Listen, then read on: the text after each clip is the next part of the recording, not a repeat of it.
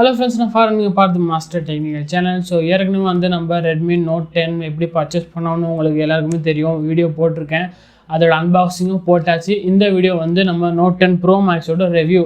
நீங்கள் ப்ரோ வாங்கினாலும் சரி இல்லை ப்ரோ மேக்ஸ் வாங்கினாலும் சரி இந்த வீடியோ நீங்கள் பார்க்கலாம். ஏன்னா ரெண்டு ஃபோனும் சேம் எக்ஸப்ட் கேமரா மட்டும்தான் ப்ரோ மேக்ஸில் சேஞ்ச் ஆகுது. 108 மெகா பிக்சல் இதில் போட்டிருக்காங்க. சரிங்களா, இந்த ஃபோன் வந்து நான் 2 days கம்ப்ளீட்டாக யூஸ் பண்ணிட்டேன். ஸோ ஓவராலாக வந்து ஒரு ஐடியா இருக்குது இந்த ஃபோனை பற்றி என்னென்ன அப்படின்னு சொல்லிட்டு. நம்ம இந்த ஃபோனை பற்றி தான் வந்து ஃபுல்லாக இன்றைக்கி இந்த வீடியோ நம்ம பேச போகிறோம். இதுதான் நம்ம சேனலில் ஃபஸ்ட்டு வீடியோ பார்க்கணுன்னா மறக்காமல் சப்ஸ்கிரைப் பண்ணுங்க. கூடிய அந்த பெல் ஐகானை கிளிக் பண்ணி வந்து நோட்டிஃபிகேஷன் வந்து மிஸ் பண்ண பார்க்கலாம் நம்ம சேனலில் எந்த வீடியோ போட்டாலும். ஸோ வெயிட் பண்ணாமல் இந்த வீடியோ நம்ம ஸ்டார்ட் பண்ணலாம்.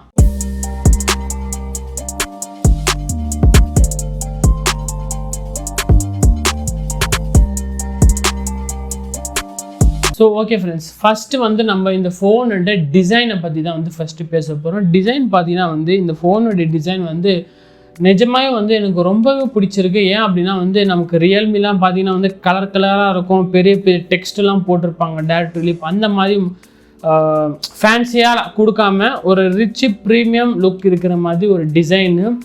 இந்த விண்டேஜ் பிரான்ஸ் அப்புறம் வந்து கிளேஷியர் ப்ளூவில் வந்து உங்களுக்கு அந்த சாஃப்ட் பேக்ரவுண்டில் பின்னாடி உங்களுக்கு கோட்டிங் கொடுக்குறாங்க. அதனால வந்து உங்களுக்கு ஃபிங்கர் பிரிண்ட்ஸ் மஜஸ் வந்து அவ்வளோவா தெரியல.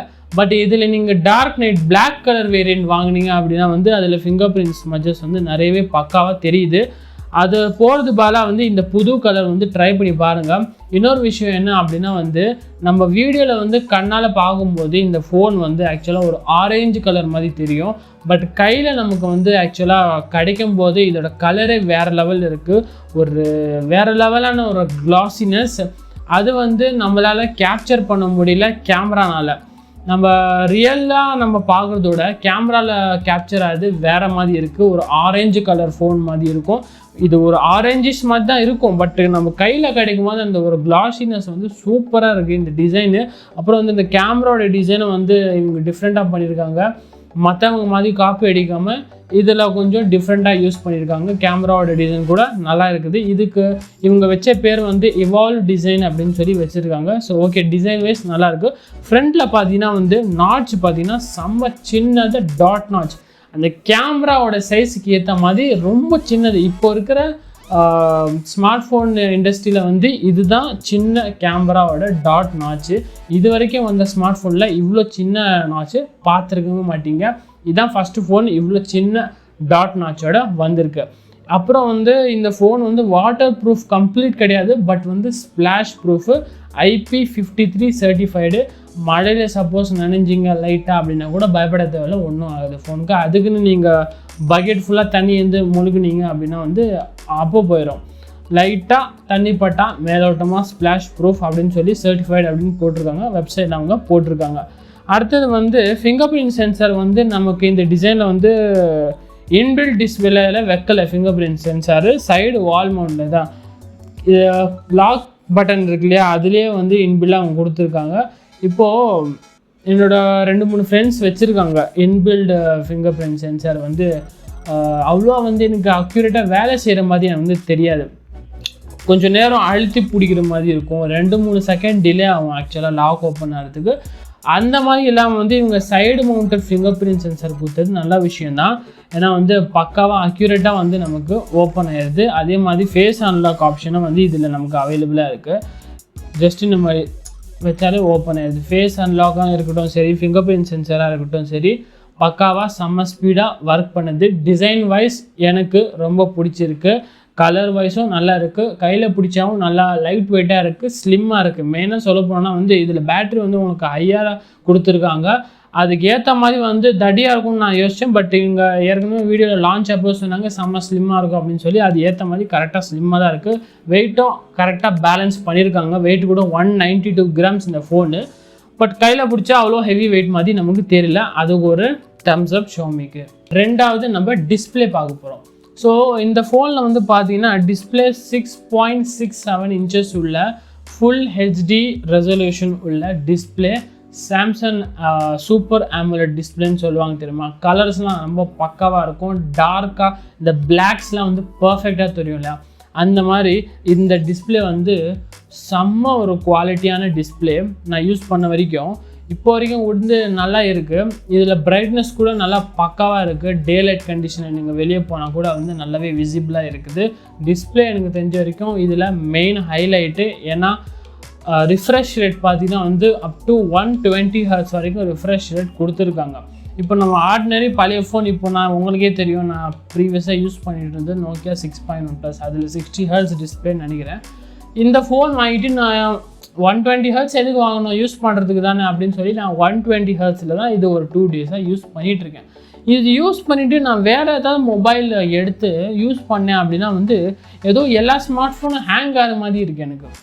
நான் இது வந்து சீரியஸாக சொல்கிறேன். இந்த ஃபோன் சப்போஸ் நீங்கள் வாங்குறீங்க அப்படின்னா வந்து நான் சொல்கிறது கன்ஃபார்மாக ட்ரை பண்ணுங்கள். கன்ஃபார்மாக நடக்கும், உங்களுக்கே அந்த டிஃப்ரென்ஸ் தெரியும். 120 Hzல வச்சு நீங்கள் யூஸ் பண்ணிங்கன்னா அவ்வளோ ஸ்மூத்தாக இருக்குது. பட் வந்து வேறு ஃபோன், நம்ம பழைய ஃபோனு நம்ம எடுத்து பார்த்தா என்னடா இது இவ்வளோ ஹேங் ஆகிற மாதிரி இருக்கே பார்ப்பீங்க. அது ஆக்சுவலாக ஹேங் கிடையாது.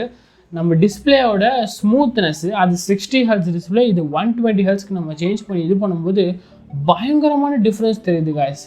நான் இது இவ்வளோ இருக்குன்னு எக்ஸ்பெக்ட் பண்ணி பார்க்கல. ஆனால் வந்து இன்னொரு இடத்துல வந்து ஃபுல் அண்ட் ஃபுல் 120 Hz இதில் ஒர்க் பண்ணுதா அப்படின்னு கேட்டிங்கன்னா கிடையாது.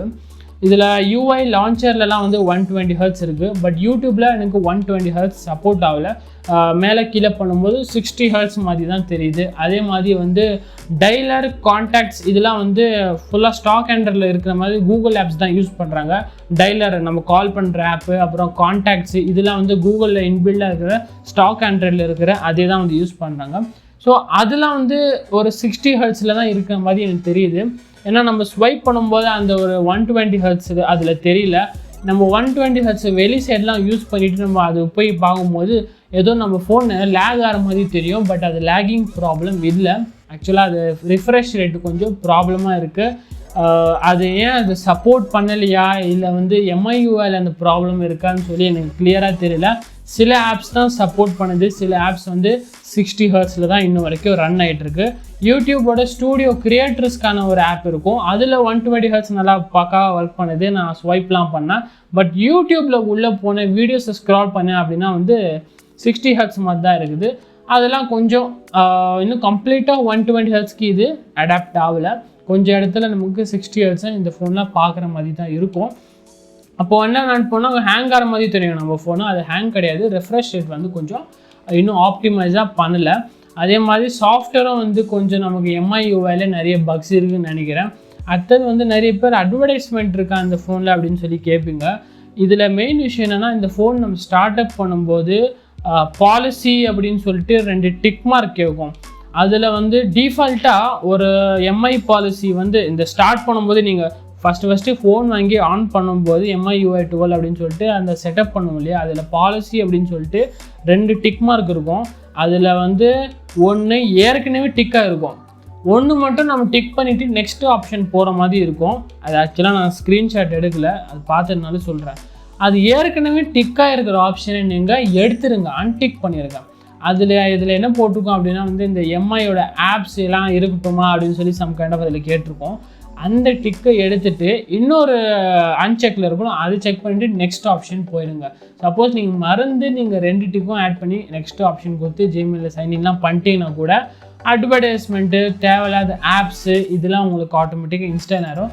நான் வந்து உஷாராக அது செட்டப் பண்ணும்போதே தெளிவாக படிச்சுட்டு அதை அன்டிக் பண்ணிவிட்டு உள்ளே போனேன். இது வரைக்கும் அட் ப்ரெசண்ட் வரைக்கும் நான் எந்த வகையான அட்வர்டைஸ்மெண்ட்டும் பார்க்கல. அப்புறம் வந்து ஒரு ப்ளோட்வேர் வேறு ஏதாவது ஆப்ஸு, தேவையில்லாத ஆப்ஸ் அப்படிலாம் எதுவும் பார்க்கல. வெறும் MIயோட அந்த செக்யூரிட்டி இது இருக்குது, MIயோட அப்புறம் MI கிரெடிட்டு, அப்புறம் okay MI credit and MI பே, இது 2 ஆப்ஸ் இருக்குது. அதுவும் MIயோட தான். அதை நமக்கு வேணாம் அப்படின்னா அன்இன்ஸ்டால் பண்ணிக்கலாம், அது ஒரு பிரச்சனை இல்லை. ஏன்னா ப்ரீவியஸ் ஜென்ரேஷன் மொபைல் எல்லாம் அந்த ஆப்ஷனே இருக்காது, அவங்க ஆப்ஸ்லாம் கன்ஃபார்ம் இருக்கணும். இப்போ அன்இன்ஸ்டால் பண்ணுற ஆப்ஷன் கொடுத்துருக்காங்க, அது ஒரு நல்ல விஷயந்தான். சரிங்களா, இது வந்து டிஸ்பிளே, அப்புறம் வந்து உள்ளே இருக்கிற சாஃப்ட்வேர் ஃபீச்சர்ஸை பற்றி சொல்லிட்டேன். டிஸ்பிளே வந்து வேறு லெவல் இருக்குது, நம்பி வாங்கலாம். டிஸ்பிளே தான் இதில் மெயின் ஹைலைட்டு இந்த ஃபோனில். இப்போ நம்ம தேர்ட் ஒன் பார்க்க போகிறது வந்து ப்ராசஸரு. இந்த ஃபோனில் வந்து பர்ஃபார்மன்ஸ் தான் மெயின் இம்பார்ட்டன்ட் இல்லையா, பர்ஃபார்மன்ஸு நம்ம கொடுக்குற காசுக்கு வர்த்தா இருக்கா அப்படின்னு சொல்லி பார்க்கணும் இல்லையா. ப்ராசஸர் வந்து குவால்கமோட ஸ்னாப்ட்ராகன் 732G வந்து யூஸ் பண்ணுறாங்க. இது 4G இதுதான். 5G கிடையாது இந்த மொபைல், உங்களுக்கே தெரியும். இது வந்து பார்த்தீங்கன்னா வந்து 2.3 GHz ப்ராசரு, அப்புறம் வந்து 8 நேனோமீட்டர் சிப். இது அட்ரினோட 618 GPU வந்து இதில் யூஸ் பண்ணுறாங்க. ஸோ நான் பர்ஃபார்மன்ஸ் வைஸ் நல்லா இருக்குது. ஏன்னா வந்து இந்த ப்ராசர் வந்து ஓரளவு பவர்ஃபுல்லான ப்ராசர் தான். பட் இதில் கொஞ்சம் MIUIயில் இன்னும் கொஞ்சம் பக்ஸ் இருக்குதுன்னு நினைக்கிறேன். அப்டேட்டில் இன்னும் சரி பண்ணணும்னு நினைக்கிறேன். ஓரளவு இடத்துல கொஞ்சம் ஒரு 2-3 செகண்ட் வந்து நம்ம ஆப்ஸ் ஓப்பன் பண்ணும்போது கொஞ்சம் ஒரு டிலே மாதிரி எனக்கு தெரியுது. மேபி நெக்ஸ்ட் அப்டேட்டில் அவங்க சரி பண்ணுறாங்களா என்னன்னு தெரியல. கேம்ஸ் வந்து நான் பப்ஜி விளாட்னேன், அப்புறம் COD போட்டு விளாட்னேன். CODயில் வந்து ஹை செட்டிங்கில் செம்ம ஸ்மூத்தாக ஒர்க் பண்ணுது. அப்புறம் வந்து பப்ஜியில் வந்து ஹெச்டியில் ஹை வரைக்கும் வச்சு விளையாடி பார்த்தேன். ஸோ நல்லா ஸ்மூத்தாகவே ரன் ஆச்சு, எந்த வகையான ஒரு லேகும் நான் பார்க்கல. பட் வந்து ஒரு 1/2 hour விளையாடி பார்க்கும்போது கொஞ்சம் கேமரா கிட்ட லைட்டாக ஒரு ஹீட்னஸ் எனக்கு ஃபீல் ஆச்சு. ஸோ அது நான் கிளியராக சொல்லிடுறேன். பட் இந்த ப்ராசஸருக்கு அந்த மாதிரி ஆகக்கூடாது. ஏன் ஆகுது அப்படின்னு சொல்லி தெரியல. ஏன்னா இப்போ இருக்கிற மீடியாடெக் ப்ராசர் தான் நமக்கு மேக்ஸிமம் ஹீட் ஆகும். இப்போ மீடியாடெக்கோட டைமென்சிட்டி ப்ராசர்லாம் கூட வந்து அவ்வளோவா ஹீட் ஆகுதுன்னு சொல்லி நிறைய ரிவ்யூஸில் பார்த்தேன். பட் இதுதான் வந்து ஃபர்ஸ்ட் டைம் நமக்கு ஸ்னாப் ட்ராகன் ப்ராசரில் வந்து ஹீட் ஆகுது. மேபி அவங்க அப்டேட் மூலமாக சரி பண்ணால் நல்லாயிருக்கும்.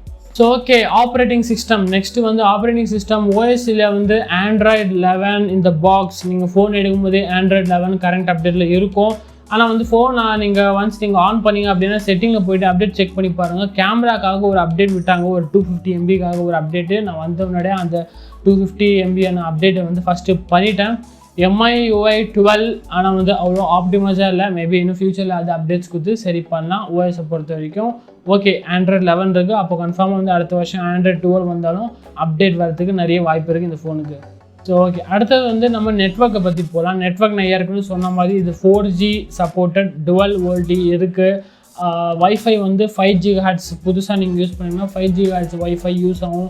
ப்ளூடூத் 5 இருக்குது. இதில் மெயின் விஷயம் வந்து ட்ரிப்பிள் ஸ்லாட் இருக்குது. 2 சிம் கார்டும் போடலாம், ப்ளஸ் மெமரி கார்டும் போடலாம். அது ஒரு ப்ளஸ் பாயிண்ட். இப்போ நீங்கள் Realme X7 எடுத்திங்க பார்த்தீங்கன்னா வந்து உங்களுக்கு ட்ரிப்பிள் ஸ்லாட்டே இல்லை. இதில் உங்களுக்கு ட்ரிப்பிள் ஸ்லாட் இருக்குது. நீங்கள் சப்போஸ் 64 GB வேரியண்ட் எடுத்தால் கூட இன்னொரு 64 இல்லை 128 GB மெமரி கார்டு கூட வாங்கி நீங்கள் உங்கள் ஸ்டோரேஜை எக்ஸ்டெண்ட் பண்ணிக்கலாம். கால் குவாலிட்டி நான் பேசுனேன், நல்லா இருக்குது, நல்லா லவுடாக இருக்குது, கிளியராக இருக்குது. ஆப்போசிட்டில் பேசுகிறவங்களுக்கும் நல்லா பர்ஃபெக்டாக இருக்குது. நெட்வொர்க்கை பொறுத்த வரைக்கும் எந்த ஒரு கம்ப்ளைண்ட்டும் இல்லை. அடுத்தது வந்து நம்ம பேட்ரி பார்க்க போகிறோம். பேட்ரி தான் main important highlight. 5020 mAh battery வந்து இந்த ஃபோனில் இருக்குது. 5020 mAh. இப்போ F41 வாங்கினேனே, இதுலேயும் ஒரு 5000 mAh இருக்குதுன்னு நினைக்கிறேன். பட் இந்த ஃபோன் வந்து கொஞ்சம் தடியாக இருக்க மாதிரி எனக்கு ஃபீல் ஆகும், வெயிட்டாக பல்கியாக இருக்க மாதிரி தான் தெரியும். பட் இதில் எனக்கு அந்த அளவு 5000 mAh தான் இந்த ஃபோனில் இருக்கா அப்படின்னு சொல்லி எனக்கே ஒரு டவுட் வருது. ஏன்னா வந்து அவ்வளோ லைட் வெயிட்டாக தான் இருக்குது. சரிங்களா, ஸ்லிம்மாகவும் இருக்குது ஃபோனு. அப்புறம் வந்து charger out of the box வந்து உங்களுக்கு ஃபாஸ்ட் சார்ஜர் 33 வாட்ஸ்க்கான ஃபாஸ்ட் சார்ஜரும் தராங்க. ஓகே, இப்போ நம்ம 0 to 100 போடணும் அப்படின்னா வந்து 1.5 hour ஆகும் கன்ஃபார்மாக. 1.5 hours ஆகுது. சப்போஸ் நீங்கள் 50 வச்சுருக்கீங்க, 60 வச்சுருக்கீங்கன்னு ஒரு 40 தான் போடணும் அப்படின்னா கூட ஒரு 1/2 hourல 40 minutesல சார்ஜ் உங்களுக்கு ஃபுல் ஆயிரும். ஏன்னா வந்து இது பெரிய பேட்டரினால வந்து 33 வாட்ஸ் சார்ஜர் வந்து பாதிக்கு பாதி தான், ஓரளவு நார்மல் சார்ஜ் மாதிரி தான் இருக்குது. சரிங்களா, Realme மாதிரி ஒரு 55 வாட்ஸ் 65 வாட்ஸ் கொடுத்தாங்க அப்படின்னா கூட ஒரு 40 minutesல ஃபுல் ஆகிறதுக்கு வாய்ப்பு இருக்குது. இவங்க 33 வாட்ஸ் தான் கொடுத்துருக்காங்க. எனக்கு தெரிஞ்ச வரைக்கும் ஓகே, நல்லா தான் இருக்குது, எந்த ப்ராப்ளமும் இல்லை. பேட்டரியோட பேக்கப் பார்த்தீங்க அப்படின்னா வந்து எனக்கு நான் நார்மல் யூசேஜ்க்கு ப்ரைம் வீடியோஸ் நான் யூஸ் பண்ணுவேன், சீரீஸ் பார்க்குறதுக்கு, அப்புறம் நார்மல் சோஷியல் மீடியா ஆப்ஸ்லாம் யூஸ் பண்ணுறதுக்கு 2 daysக்கு கன்ஃபார்மாக வரும். கம்ப்ளீட்டாக நம்ம ட்ரெயின் பண்ணோம் அப்படின்னா வந்து 0 வரைக்கும் 2 daysக்கு கம்ப்ளீட்டாக யூஸ் பண்ணலாம். நீங்கள் ஹெவி யூசேஜ் மொபைலில் கேமிங்கும் பண்ணுறீங்க, சீரீஸும் பார்க்குறீங்க, வீடியோ சேட்டிங்லாம் பண்ணுறீங்க அப்படின்னா கம்ப்ளீட்டாக ஒரு நாள் கன்ஃபார்மாக தாங்கும். பேட்டரியோட கெப்பாசிட்டியும் ஜாஸ்தி இல்லையா, ஒரு நாள் கன்ஃபார்மாக வரும். என்ன மாதிரி ஆர்டினரியாக யூஸ் பண்ணிங்க அப்படின்னா 2 days கம்ப்ளீட்டாக வரும். ஸோ கம்ப்ளீட்டாக வரதுக்கு நான் ஃபாஸ்ட் சார்ஜராக இருக்குது, 1 hour சார்ஜ் போட்டால் 2 நாள் தான் நமக்கு பேக்கப் டைம் கிடைக்குங்கிறது ரொம்ப ஒரு பெரிய விஷயம் தான். ஸோ ஓகே, இப்போ வந்து மெயின் செக்ஷனுக்கு வரலாம். கேமரா. இப்போ கேமரா பார்த்தீங்கன்னா வந்து ஏற்கனவே சொன்ன மாதிரி நமக்கு 2 வேரியன்ட் இருக்குது. ப்ரோ இருக்குது, ப்ரோ மேக்ஸ் இருக்குது. ப்ரோவில் 64, ப்ரோ மேக்ஸ் இதில் வந்து 108 மெகாபிக்சல். இதில் நான் சில இமேஜஸ் கேப்சர் பண்ணேன், வீடியோ கேப்சர் பண்ணேன். அது எல்லாமே உங்களுக்கு வந்து இதில் அட்டாச் பண்ணுறேன். நீங்கள் தெளிவாக பாருங்கள் அதில் எப்படி இருக்குது அப்படின்னு சொல்லி தெளிவாக நீங்கள் பார்த்துக்கலாம்.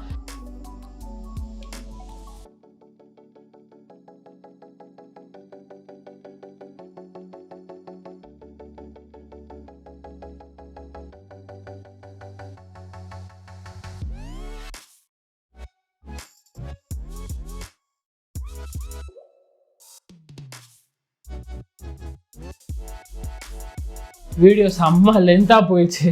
எல்லாமே ஃபஸ்ட்லேருந்து லாஸ்ட் வரைக்கும் சொல்லணும்னா செம்ம லென்த்தாக போயிடுச்சு. லாஸ்ட் அண்ட் லீஸ்ட்டு ஆடியோ பற்றி சொல்லி ஆகணும். ஆடியோவில் வந்து பார்த்தீங்கன்னா இந்த ஃபோனில் உங்களுக்கு மேஜர் மிஸ்ஸிங் இப்போ இருக்கிற எல்லா ஃபோன்லேயும் வந்து ஹெட்ஃபோன் ஜாக் இல்லை.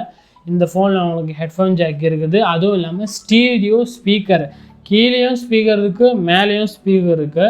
ஆக்சுவலாக நீங்கள் ஃபோன் எடுத்து இப்படி வச்சிங்க ஹாரிசன்டல் அப்படின்னா இது லெஃப்ட் ஸ்பீக்கர், இது ரைட்டு ஸ்பீக்கர். சரிங்களா?